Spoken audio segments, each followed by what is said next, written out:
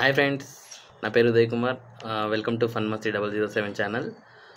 Last time వచ్చేసి మనం business loans గురించి మాట్లాడుకున్నాం కదా. ఈరోజు వచ్చేసి మనం క్రెడిట్ కార్డ్స్ గురించి మాట్లాడుకున్నాం. క్రెడిట్ కార్డ్స్ అంటే ఏంటి, దానివల్ల advantages and disadvantages, civil score ఎంత ఉండాలి, శాలరీడ్ వాళ్ళకైతే శాలరీ ఎంత ఉండాలి, బిజినెస్ చేసే వాళ్ళకైతే బిజినెస్ ఎంత ఉండాలి, అసలు క్రెడిట్ కార్డ్స్ యూజ్ చేయొచ్చా అండ్ చేయకూడదా, ఎలాంటి వాళ్ళు యూజ్ చేయాలి, ఆ టాపిక్ మాట్లాడుకుందాం.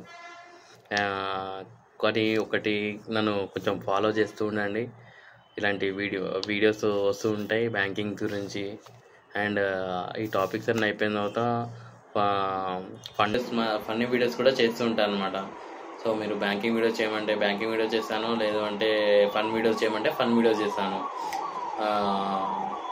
కొంచెం సపోర్ట్ చేయండి, నాకు బూస్టప్ వస్తుంది. బూస్టప్ వస్తే నేను జస్ట్ ఏం లేదు, ఒక వీడియో బదులు 2 వీడియోస్ పోస్ట్ చేస్తాను అనమాట. సో నాకు కొంచెం సపోర్ట్ చేయండి. అండ్ టాపిక్లోకి వెళ్ళిపోదాము.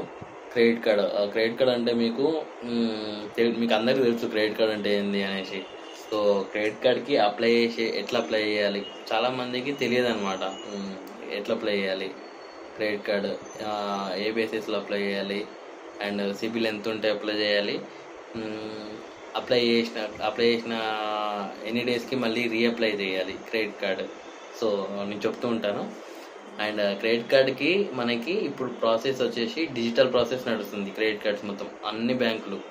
సో ఎట్లా అంటే జస్ట్ లోన్స్కి అయితే మనకి ఏమేమి డాక్యుమెంట్స్ తీసుకుంటామో ఈ డాక్యుమెంట్స్ ఏం అవసరం లేదు, జస్ట్ డీటెయిల్స్ ఉంటే సరిపోతుంది. ఇది pan details and current details, office name, office address వచ్చేసి మీరు వర్క్ చేసేది, అండ్ బిజినెస్ అయితే business name, business address. And current address and office address ఎట్లా మెన్షన్ చేయాలంటే, మీరు కార్డ్ అప్లై చేయడానికి కార్డ్ అప్లై చేస్తున్నారు అంటే మీకు కార్డ్ రావడానికే. సో కార్డ్ రిజెక్ట్ అవ్వడానికి అయితే మీరు అప్లై చేయట్లేదు.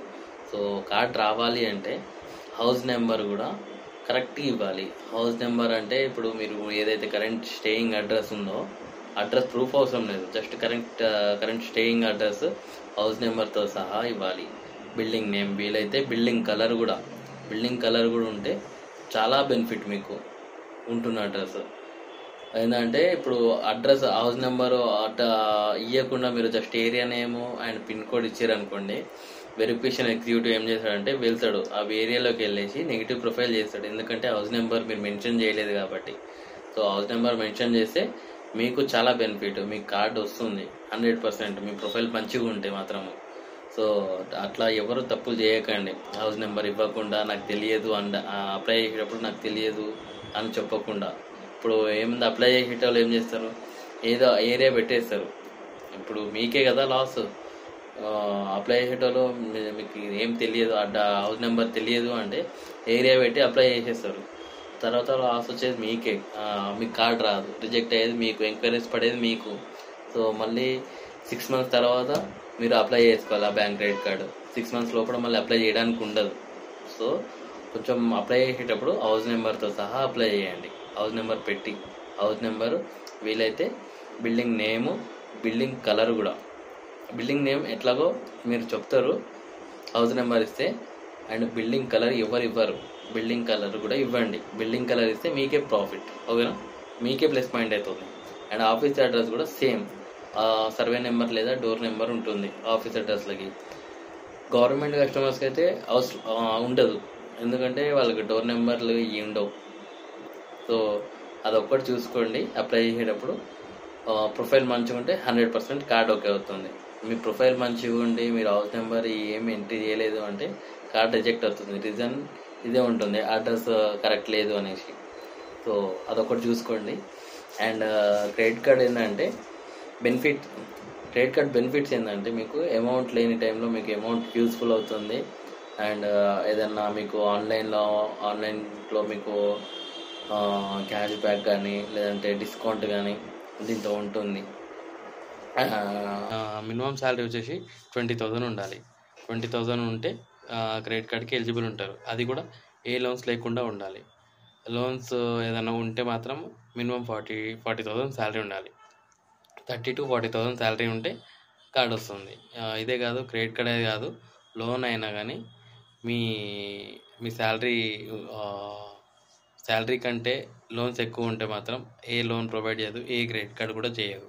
సో మీ ఎక్స్పెన్సెస్ని బట్టి, మీ ఇన్కమ్ని బట్టి లోన్ అనేది అండ్ క్రెడిట్ కార్డ్ అనేది ప్రొవైడ్ చేయబడుతుంది. సో చూసుకొని అప్లై చేసుకోండి. సో ఇది క్రెడిట్ కార్డ్స్ అంటే మీకు క్రెడిట్ కార్డ్స్ ఇంకా తెలియాలి అనుకుంటే, క్రెడిట్ కార్డ్స్ ఏం లేదండి తెలియాల్సింది, జస్ట్ ఇది ఒక్కటే చూసుకోవాలి. అప్లై చేసేటోళ్ళు కరెక్ట్గా అప్లై చేసుకుంటే 100% కార్డ్ వస్తుంది.